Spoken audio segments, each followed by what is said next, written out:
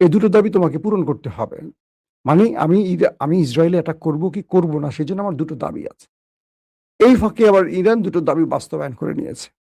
Trump দ্রুত তার জব্দকৃত অর্থ দেওয়ার অনুমতি দিয়ে দিল, পাওয়া শুরু হয়ে গেল। কয়েকটি দেশ থেকে বেশ ভারী অঙ্কের টাকা ইরান পেয়ে গেল। পাশাপাশি তার যেই নেভাল ব্লকেট, এটাকে তুলে ফেলার ঘোষণা দিতে বলল। ট্রাম্প ঘোষণা দিয়ে ফেলল, এখন ইরানের তেল গ্যাস অবাধে যাতায়াত শুরু করতে পারবে, করা শুরু হয়ে গেছে।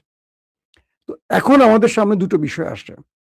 ইরানের সামনে যে বিশাল চ্যালেঞ্জ ছিল, ইরান সেই চ্যালেঞ্জ উতরে গেল কিভাবে? এই যুদ্ধে প্রথম মনে করা হয়েছিল যে ইসরায়েল এবং আমেরিকার বিরুদ্ধে ইরান কতক্ষণ দাঁড়িয়ে থাকবে। ইরান তার শক্তিমত্তা, সাহসিকতা, আপোষহীনতা দিয়ে প্রমাণ করেছে সে বিশ্ব শক্তির সামনে দাঁড়াতে পারে। এই একটি মেসেজ ইরানকে আজকে বিশ্বময় জনপ্রিয় করে তুলেছে।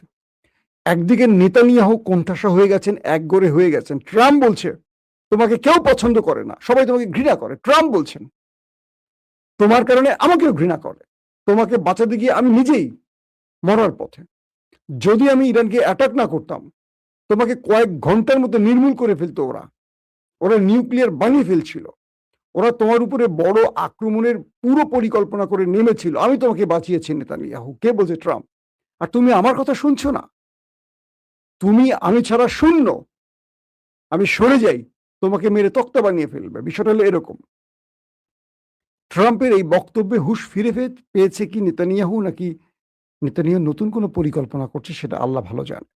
তবে শক্ত অবস্থান নিয়ে ট্রাম্প নেতানিয়াহু লেবাননে অ্যাটাক বন্ধ করেছে এবং শেষ পর্যন্ত শান্তির দিকে যাত্রা শুরু হয়েছে ট্রাম্পের জন্মদিনের, অর্থাৎ গতকাল তার ৮০তম জন্মদিন ছিল সেই দিনটি থেকে।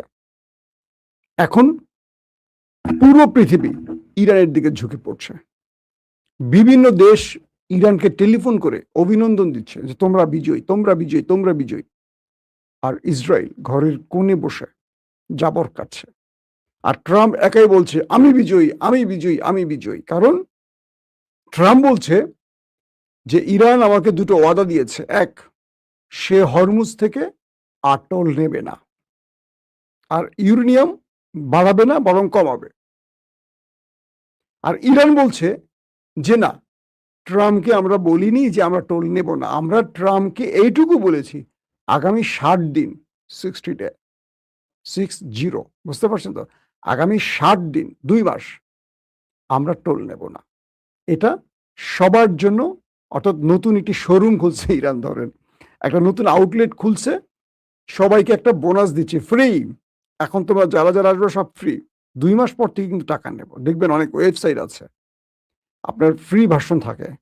এই ফ্রি ভার্সনটা যখন সবার কাছে, মানে ফ্রি ভার্সন পেয়ে সবাই যখন ঢোকে, সবার কাছে যখন এটা জনপ্রিয় হয়ে যায়, হঠাৎ করে বাই সিস্টেম চলে আসে, কেনার সিস্টেম চলে আসে, আর ফ্রি থাকে না।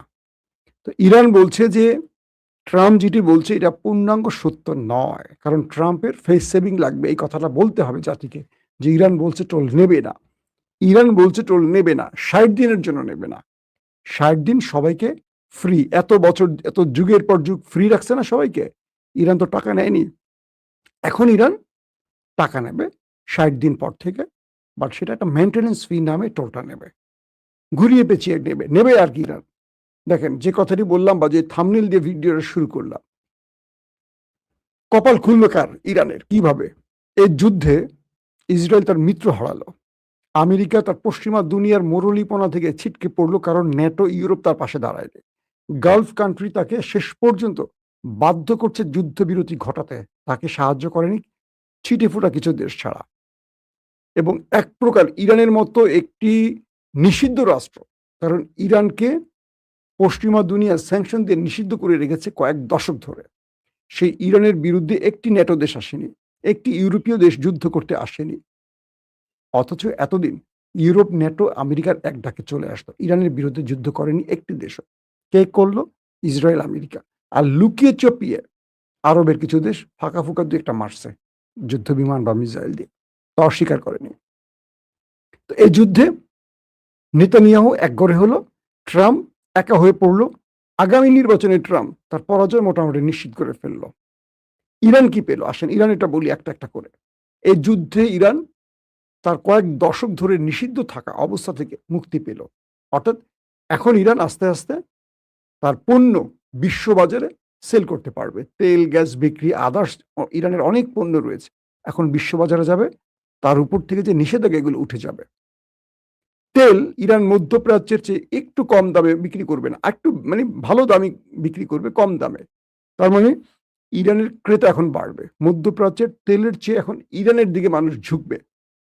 খেয়াল করলেন? ২ নম্বর, কারণ ইরান এখন একটার পর একটা বোনাস দেবে। একটার পর একটা কি বলবো? অফার করবে। এই অফারগুলি ইরানের খেলবে। আর মধ্যপ্রাচ্য দেখবে আর আয় হায়! এটা কি হলো? আমেরিকাও চাপে পড়ে যাবে। কারণ আমেরিকা তো মধ্যপ্রাচ্যের সাথে তেলের ব্যবসা করে। তারপরে দেখেন ইরানের যেই টাকাগুলো জব্দ ছিল $২৪ বিলিয়ন কল্পনা করেন। এই টাকা এখন ইরান পাচ্ছে। তার